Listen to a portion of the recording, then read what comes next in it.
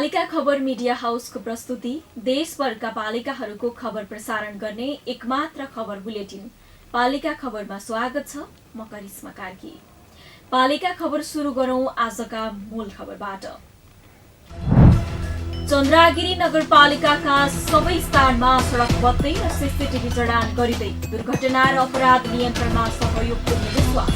2.5 crore budget विनियोजन। कनकुटाको सागुरीगढी गाउँपालिकाको तुङखामा जमिन फाट्दा स्थानीय जोखिमपूर्ण अवस्थामा बाँच्न बाध्य।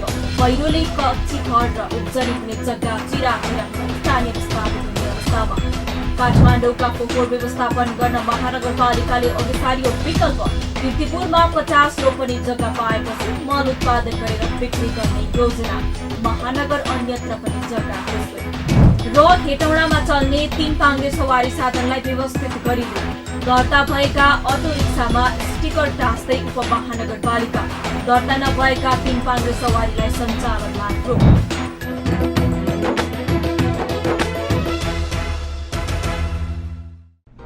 जनजनको आशा भरोसा र विश्वास हो पालिका। जनताद्वारा जनताले जनताकै लागि शासन गर्ने संयन्त्र हो पालिका। उसो भए जनताले के पाइरहेका छन्, के थिए त अपेक्षा? नेतृत्व, नीति र व्यवहार सही छ? बजेट, कार्यक्रम र अभियान पर्याप्त छन्? गरेन, भएन, हुँदैन मात्र भन्ने कि अब यसो गरौँ र यसरी गरौँ पनि भन्ने? पहरेदारी र खबरदारीसँगै अब दिशानिर्देश गर्नु छ। हाम्रो स्थानीय सरकारलाई सचेत गराउने हाम्रै समाचारले हो। अब अट्नेछ पालिका खबर। अब विस्तारमा। पालिका खबरमा प्रसङ्ग सुरु गरौं सकारात्मक खबरबाट। उज्यालो चन्द्रागिरी अभियान सञ्चालन गरिरहेको चन्द्रागिरी नगरपालिकाले प्रमुख स्थानहरूमा निगरानीका लागि सीसीटीभी र सडक बत्ती जडान गर्ने कार्यलाई तीव्रता दिइरहेको छ।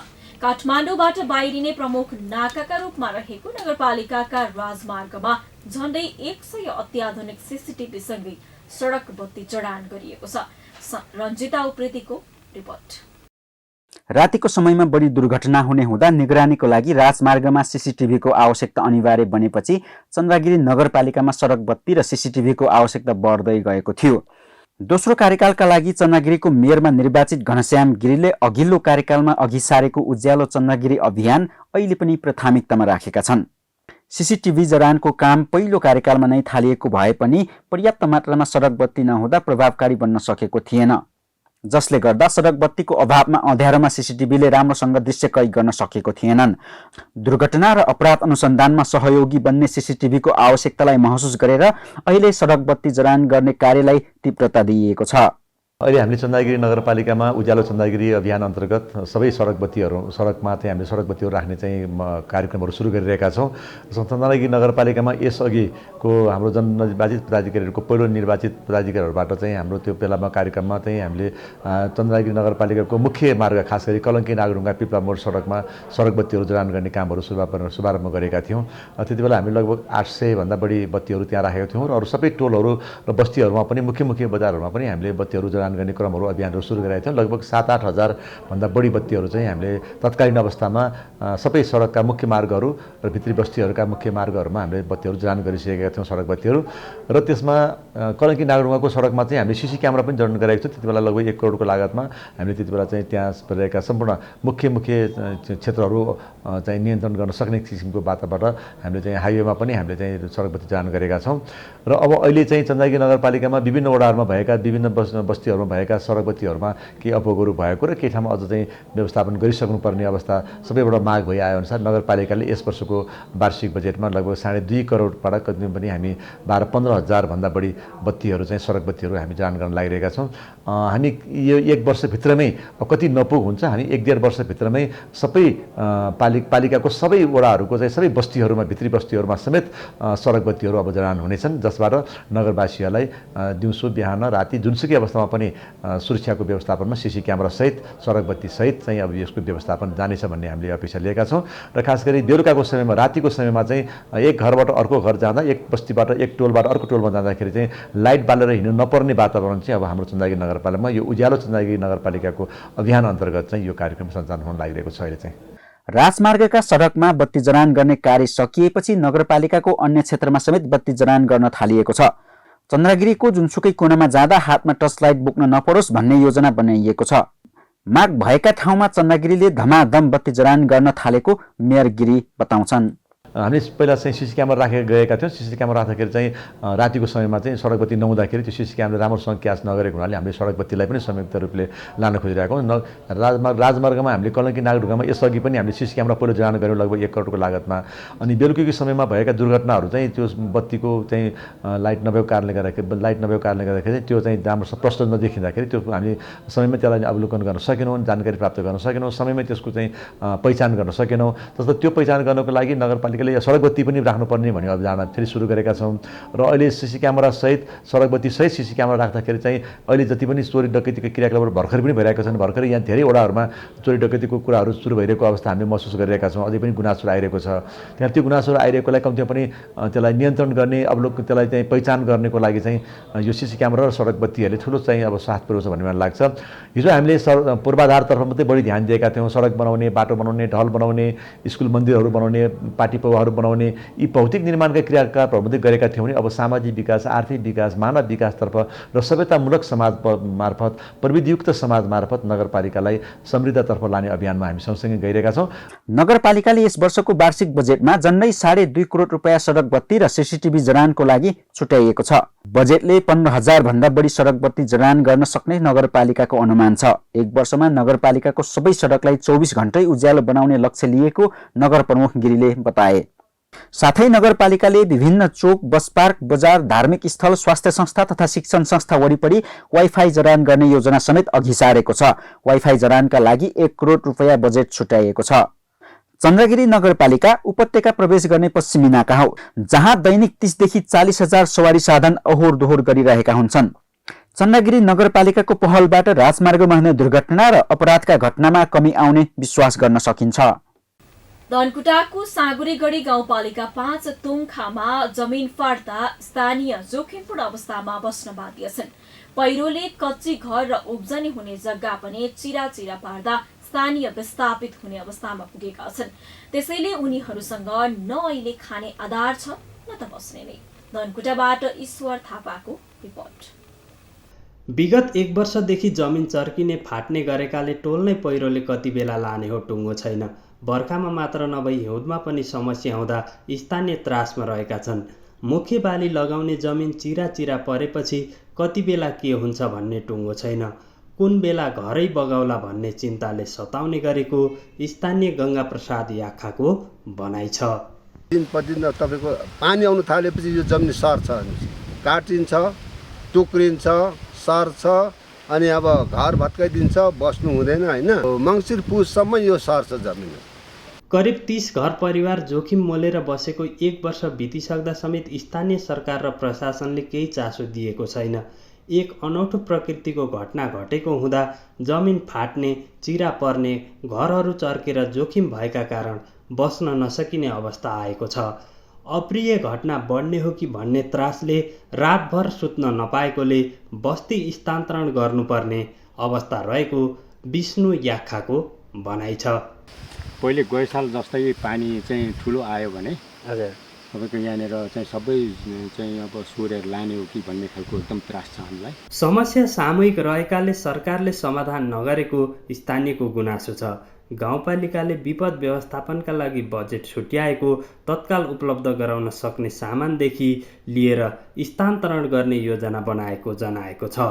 यो विषयमा जिल्ला विपद व्यवस्थापन समितिमा छलफल भइरहेको साँगुरेगढी गाउँपालिकाका अध्यक्ष जितेन्द्र रुमदाली राईले बताउनुभयो। डाँडा बजार 5 नम्बर वार्डको चाहिँ नि यो तुङखाको चाहिँ बस्तीलाई हामीले तत्काल स्थानान्तरण गर्नुपर्छ भनेर हामीले चाहिँ विपद व्यवस्थापन जिल्ला समितिसँग पनि हामीले चाहिँ छलफलमा योभन्दा अगाडि बसिसकेका छौँ र यसलाई तत्काल रूपमा हामीले स्थानान्तरणको लागि साँगुरेगढी गाउँपालिकाले पहल गरिरहेको छ। राज्यले विपद व्यवस्थापनका लागि करोडौँ बजेट छुट्याउने गरे तापनि तुङखावासीको समस्या समाधानका लागि बजेट पुग्न सकेको छैन। राज्यले विपद व्यवस्थापन बजेट यस्तो समस्या भएको ठाउँमा पुर्याउन आवश्यक मात्र होइन, गम्भीरतापूर्वक लिन पर्ने देखिन्छ। पालिका खबरमा अब पालो फर्केर हेर्दा धार्मिक पर्यटनका आधारमा नेपालको पवित्र भूमिमध्ये एक हो बागलुङ। यहाँको काली गण्डकी नदीमा पाइने शालिग्राम हिन्दू धर्ममा आस्था राख्नेका लागि रुचिको विषय बन्ने गरेको छ। यहाँको शालिग्राम संग्रहालय विश्वका झण्डै 1.5 अर्ब हिन्दूका लागि आकर्षणको केन्द्र बन्न सक्छ। यस्तै विश्व शान्ति सर्वसिद्धि धाम पनि हिन्दू धर्मावलम्बीहरूको आस्थाको केन्द्र हो। यो जिल्लामा रहेको साहसिक खेल तथा मनोरम प्रकृतिले समेत पर्यटकलाई आकर्षित गरेको छ। एक रिपोर्ट।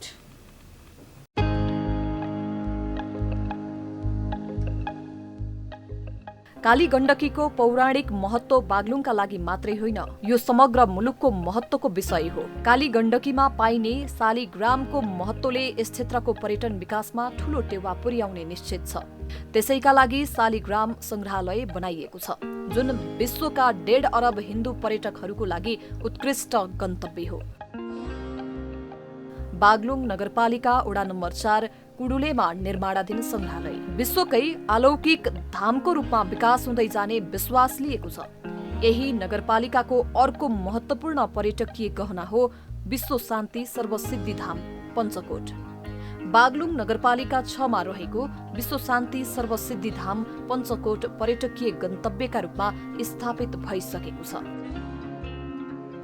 धार्मिक र प्रकृति प्रेमी पर्यटकलाई पञ्चकोटले लोभ्याएको छ। मठ मन्दिरको दर्शन र मनोरम प्राकृतिक दृश्यावलोकनका लागि पर्यटक त्यहाँ पुग्ने गरेका छन्। पञ्चकोटमा विश्वकै अग्लो 108 फिटको विश्व शान्ति कलश निर्माणाधीन अवस्थामा छ भने 5555 किलो मुक्तिनाथ महाघण्टा लगायतका संरचना निर्माण भइसकेका छन्। गण्डकी माताको मन्दिर, हनुमानको मूर्ति, शीश महल लगायतका ससाना मन्दिर निर्माण भइसकेका छन्। सदरमुकामबाट 8 किलोमिटरको दूरीमा रहेको पञ्चकोट घुम्न जानेको संख्याले यो क्षेत्रमा रौनक बढाएको छ। पञ्चकोट सर्वसिद्धि धाम हामीले अहिले पर्यटकीय हिसाबले पनि महत्त्वपूर्ण गन्तव्य र पोखरादेखि यतातर्फ लाग्यो भने मान्छे प्रायः पञ्चकोट जाने मान्छे दोस्रो तेस्रो व्यक्तिलाई चाहिँ पञ्चकोट जाने हो भनेर सोद्धा ढुक्कसँग पञ्चकोट जाने हो भनेर भन्न सक्ने खालको परिवेश अहिले सृजना भएको छ।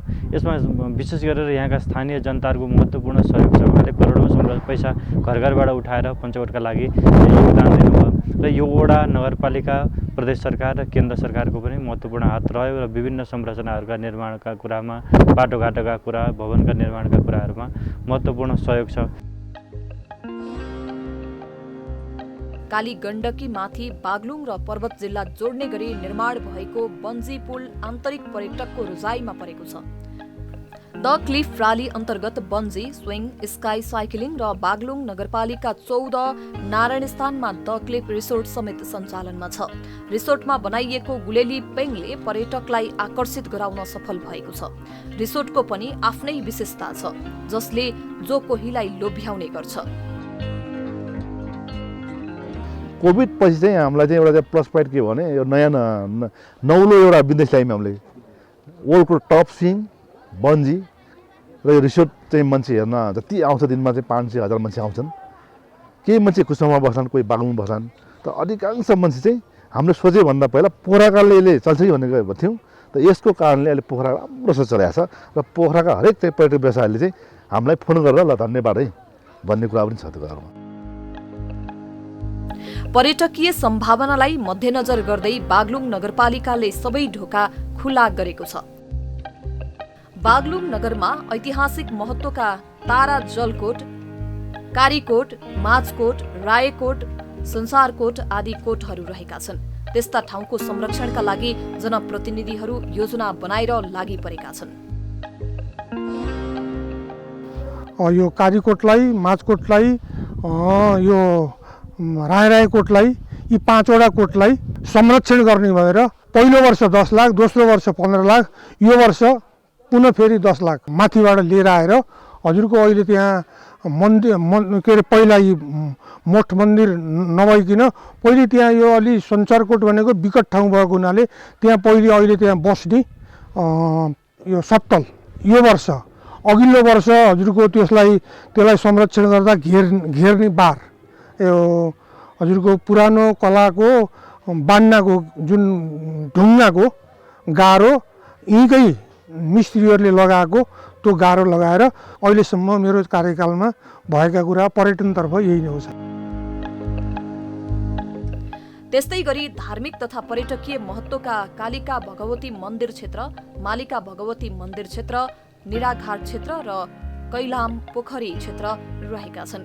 यस क्षेत्रको प्रसिद्ध कालिका भगवती मन्दिरमा प्रत्येक वर्ष आश्विन शुक्ल पक्ष र चैत्र शुक्ल पक्षको नवदुर्गा अवधिमा भक्तजनहरूको ठूलो घुइँचो लाग्दछ भने चैत्र शुक्ल पक्षमा कालिका मन्दिर परिसरमा चैत्य दशैं मेला लाग्दछ। बागलुङ नगरपालिका कला, संस्कृति, भाषा, साहित्यमा पनि धनी छ। कलातर्फ पनि हामीले स्थानीय कलालाई प्रवर्धन, जस्तो बुट्टे नलीको प्रवर्धन गर्ने कार्यक्रम चाहिँ गरेका छौँ बागलुङको जुन चिनो हो। त्यसपछि साहित्यको क्षेत्रमा हामीले आदि कवि वीर शाली पन्तको नाममा चाहिँ हामीले एउटा अक्षय कोष निर्माण गरेका छौँ र कला, साहित्य, संस्कृतिको क्षेत्रमा भानुभक्तलाई पनि शिक्षा दिने संस्कृत र नेपाली भाषाका चाहिँ धुरन्धर पण्डित विद्वान हुनुहुन्थ्यो, आदिकवि हुनुहुन्थ्यो। उहाँको चाहिँ जीवनीलाई, उहाँको नाममा चाहिँ एउटा वीर शाली पन्त पुरस्कार चाहिँ कोषको चाहिँ स्थापना गरेर हामीले सञ्चालन ल्याउँदैछौँ। नगरपालिकाका वडाहरूले पनि पर्यटकीय विकासलाई तीव्रताका साथ अघि बढाएका छन्। ताल तलैया, हिमाल, मठ मन्दिर, वेशभूषा लगायतका पक्षलाई वडाहरूले पर्यटकीय सम्भावनाको रूपमा अघि बढाएका छन्। भेउटार जाने पैदल मार्ग निर्माण गर्ने, सङ्ग्रहालयहरूमा चाहिँ विभिन्न यहाँ मगर जातिको बस्ती बढी भएको हुनाले त्यहाँ चाहिँ वेशभूषाहरूको लागि यहाँ पुराना चाहिँ सामानहरू, अब त्यो बाबुबाजेले पुर्खादेखि चाहिँ त्यो सामानहरूलाई चाहिँ कलेक्सन गर्ने। अनि हामीले एउटा बराहताल छ चाहिँ दहमा, त्यसमा चाहिँ विभिन्न कला संस्कृतिहरू चाहिँ हाम्रो त्यहाँ त्यो संस्कार अनुसारको चाहिँ पूजाआजा गर्ने, यही नै विशेष गरेर। चालु आर्थिक वर्षको नीति तथा कार्यक्रममा पर्यटकीय स्थलको रूपमा विकास भएका गन्तव्यहरूको विकास र प्रचार प्रसारमा जोड दिएको छ। पर्यटकीय स्थलसम्म पुग्न पर्यटकीय पदमार्ग निर्माण गर्ने योजना बनाइएको छ। नगरपालिकाको वडा नम्बर 5, 6 र 7 मा निर्माण सम्पन्न हुन गइरहेको मालिका वन्यजन्तु वासस्थान केन्द्रलाई पर्यटन विकासमा प्रयोग गर्ने नीति लिएको छ। 2 दशकसम्म गौचरणका रूपमा परिणत भएको बलेवा विमानस्थल यस वर्षभित्र कालोपत्रे सम्पन्न भई सञ्चालनमा आउने भएको छ।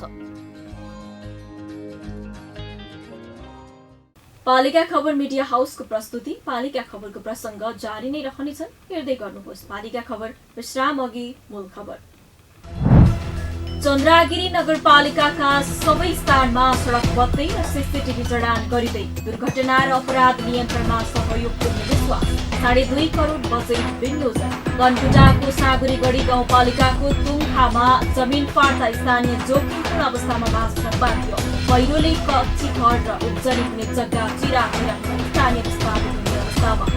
काठमाडौँका फोहोर व्यवस्थापन गर्न महानगरपालिकाले अघि सारियो विकल्प।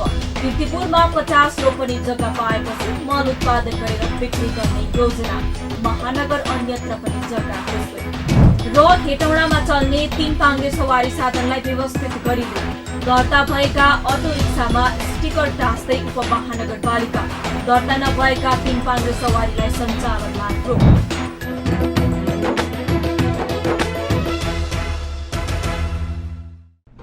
जन जनको आशा, भरोसा र विश्वास हो पालिका। जनताद्वारा जनताले जनताकै लागि शासन गर्ने संयन्त्र हो पालिका। उसो भए जनताले के पाइरहेका छन्? के थिए त अपेक्षा? नेतृत्व, नीति र व्यवहार सही छ? बजेट, कार्यक्रम र अभियान पर्याप्त छन्? गरेन, भएन, हुँदैन मात्र भन्ने कि अब यसो गरौँ र यसरी गरौँ पनि भन्ने? पहरेदारी र खबरदारीसँगै अब दिशानिर्देश गर्नु छ। हाम्रो स्थानीय सरकारलाई सचेत गराउने हाम्रै समाचारले हो। अब अट्ने छ